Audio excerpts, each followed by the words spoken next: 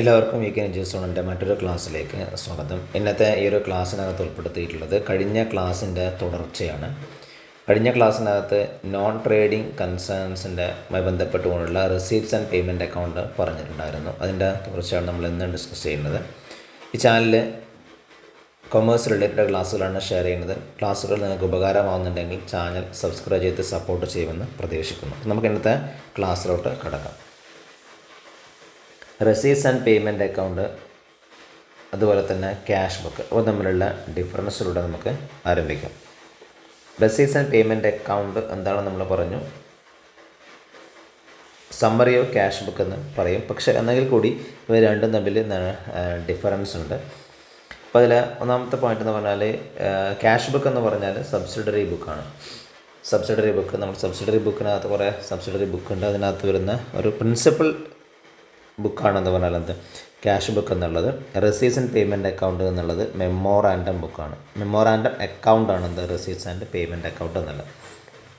ഇനി cash ബുക്കിനകത്ത് transaction record ചെയ്യുന്നത് ഒരു ഇയറിൽ ത്രൂ ഔട്ട് ട്രാൻസാക്ഷൻ ഇതിനകത്ത് റെക്കോർഡ് ചെയ്യും. ക്യാഷ് ബുക്കിനകത്ത് റെക്കോർഡ് ചെയ്യും. റെസീപ്റ്റ്സ് ആൻഡ് പേയ്മെൻറ്റ് അക്കൗണ്ടിനകത്ത് പ്രിപ്പയർഡ് ആഫ്റ്റർ എ സർട്ടൻ പീരീഡിന് ശേഷമാണെന്ത് റെസീപ്റ്റ്സ് ആൻഡ് പേയ്മെൻറ്റ് അക്കൗണ്ട് എന്നുള്ളത് പ്രിപ്പയർ ചെയ്യുന്നത്.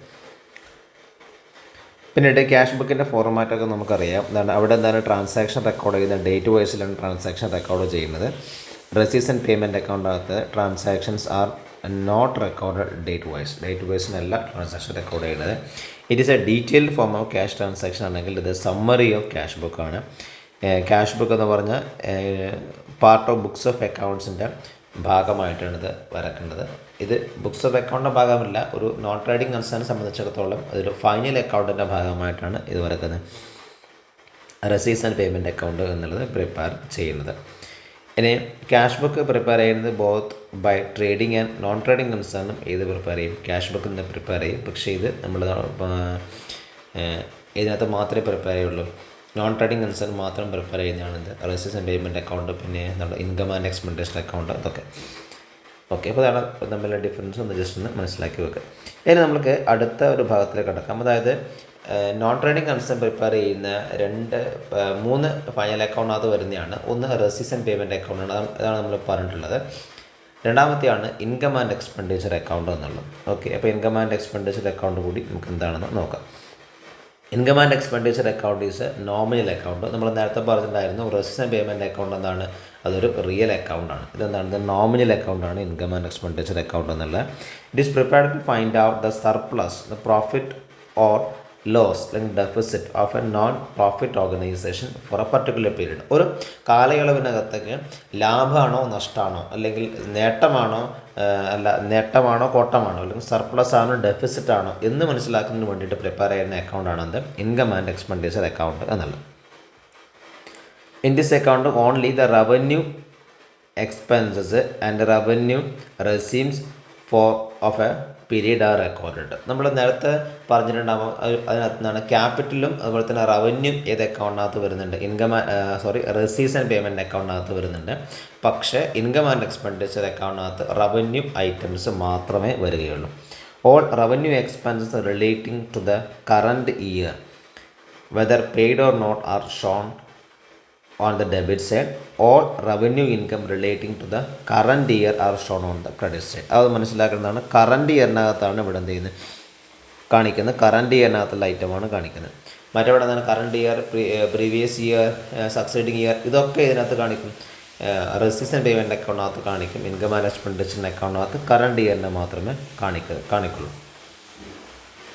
Okay, the difference between the two side represent the profit or loss. നമ്മൾ എന്ത് ചെയ്യുന്നു, എല്ലാം എഴുതിയിട്ട് രണ്ട് സൈഡ് നമ്മൾ എന്ത് ചെയ്യുന്നു, അതിന് ഡിഫറൻസ് നോക്കുന്നു. അപ്പോൾ ആ ഡിഫറൻസ് എന്താണ്, ഒന്നുകിൽ ലാഭമായിരിക്കും അല്ലെങ്കിൽ നഷ്ടമായിരിക്കും. ഈ total of credit side is more than debit side. Credit സൈഡാണ് കൂടുതലെങ്കിൽ തീർച്ചയായിട്ടും എന്താണ് ഡെബിറ്റ് ഭാഗത്തൊരു ബാലൻസ് വരും. അതാണെന്ന് പറഞ്ഞാൽ സർപ്ലസ് അല്ലെങ്കിൽ പ്രോഫിറ്റ് എന്ന് പറയും. നേരെ തിരിച്ചാണെങ്കിൽ, അതായത് ഈ total debit side is greater than total credit side, the difference is deficit അല്ലെങ്കിൽ എന്താണ് ലോസ് ആയിരിക്കും. സാധാരണ നമ്മളെന്താണ് പ്രോഫിറ്റ് ലോസ് അക്കൗണ്ടിനകത്ത് വരക്കുന്ന ആ ഒരു രീതി തന്നെയാണ് ഇതിനകത്തുള്ളത്, ഇൻകം ആൻഡ് എക്സ്പെൻഡിച്ചർ അക്കൗണ്ട് എന്നുള്ളത്. ഓക്കെ, നമ്മൾ കൃത്യമായിട്ട് ഇൻകം ആൻഡ് എക്സ്പെൻഡിച്ചർ അക്കൗണ്ടും അതോടൊപ്പം തന്നെ റെസീവ്സ് ആൻഡ് പേയ്മെൻറ്റ് അക്കൗണ്ടും തമ്മിലുള്ള ഡിഫറൻസും ഒന്ന് കൃത്യമായിട്ടൊന്ന് മനസ്സിലാക്കി വെക്കണം. ഓക്കെ, ആദ്യം നമുക്ക് ഇതിൻ്റെ ഫീച്ചേഴ്സ് നോക്കാം. ഇപ്പോൾ പറഞ്ഞ കാര്യം നിന്ന് ജസ്റ്റ് പോയിൻ്റ് ഔട്ട് ആയിട്ട് എഴുതിയെന്ന് മാത്രമേ ഉള്ളൂ. നോമിനൽ അക്കൗണ്ടാണ് prepared from receives and payment account.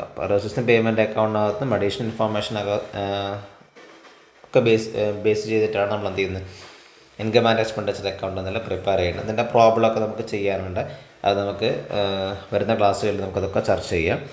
Then it reckons on all losses and expenses on the debit side. All losses on the debit side.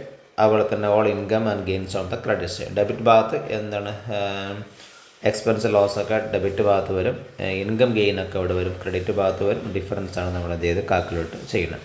It contain only the revenue receives revenue payments. Capital item എന്ത് ചെയ്യില്ല, അതിനകത്ത് പരിഗണിക്കില്ല. Capital item എന്ത് ചെയ്യില്ല, പരിഗണിക്കില്ല. It ignore expense and income of the previous year, succeeding year എന്നൊക്കെ നമ്മൾ നേരത്തെ പറഞ്ഞു. ഇതാണ് പ്രീവിയസ് ഇയറിന് സക്സീഡിങ് ഇയറിനകത്തൊന്നും ഇതിനകത്ത് ഉൾപ്പെടുത്തില്ല. എന്ത് മാത്രമേ ഉൾപ്പെടുത്തുള്ളൂ, കറണ്ട് ഇയറിനകത്ത് മാത്രമേ ഉൾപ്പെടുത്തുള്ളൂ. It take represents and income of the current year only and these must be taken in full. Okay, then this means that adjustments അതൊക്കെ ഇതിൻ്റെ ഭാഗം. അതായത് ഇൻകം ആൻഡ് എക്സ്പെൻഡിച്ചർ അക്കൗണ്ടിനകത്ത് outstanding expense, prepaid expense, accrued incomes, unearned incomes ഇതൊക്കെ നമ്മൾ ഇതിനകത്ത് എടുക്കും. It also include non cash items such as the bad ഡെപ്റ്റ്, ഡിപ്രീസിയേഷൻസ് അതൊക്കെ ഇതിനകത്ത് പരിഗണിക്കും. പക്ഷേ റെസീവ്സ് ആൻഡ് പേയ്മെൻറ്റ് അക്കൗണ്ടിനകത്തൊന്നും നമ്മൾ എന്തില്ല എടുക്കുന്നില്ല. It does not contain opening or closing balance of the cash or bank. Cash or ബാങ്കിൻ്റെ ഓപ്പണിങ്, ക്ലോസിംഗ് ബാലൻസ് അതൊന്നും ഇതിനകത്ത് എടുക്കില്ല. കാരണം ഇവിടെ എന്ത് മാത്രമേ എടുക്കുള്ളൂ, റവന്യൂ ഐറ്റമാണ് എടുക്കുന്നത്. ഓപ്പണിംഗ് ബാലൻസ് നമ്മൾ നേരത്തെ പഠിച്ചിട്ടുണ്ടായിരുന്നു. റെസീവ്സ് ആൻഡ് പേയ്മെൻറ്റ് അക്കൗണ്ടിനകത്ത് ഓപ്പണിംഗ് ബാലൻസിൽ തുടങ്ങിയിട്ട് ക്ലോസിംഗ് ബാലൻസിൽ അവസാനിക്കുന്ന ആ ഒരു രീതിയാണത്. പക്ഷേ ഇവിടെ അങ്ങനെയല്ല. ഓപ്പണിംഗ് ബാലൻസും ക്ലോസിംഗ് ബാലൻസും ക്യാഷിൻ്റെയും ബാങ്കിൻ്റെയും ഇവിടെ പരിഗണിക്കുന്നില്ല. The closing balance represent either surplus or deficit. അതായത് ഇൻകം ആൻഡ് എക്സ്പെൻഡിച്ചർ അക്കൗണ്ടിൻ്റെ റിസൾട്ട് എന്നുള്ളത് ഒന്നുകിൽ സർപ്ലസ് ആയിരിക്കും അല്ലെങ്കിൽ ഡെഫിസിറ്റ് ആയിരിക്കും. ഇതിൻ്റെ ബാക്കിയുള്ള ഭാഗങ്ങൾ നമുക്ക് അടുത്ത ക്ലാസ്സിനകത്ത് ഉൾപ്പെടുത്താം. Thank you.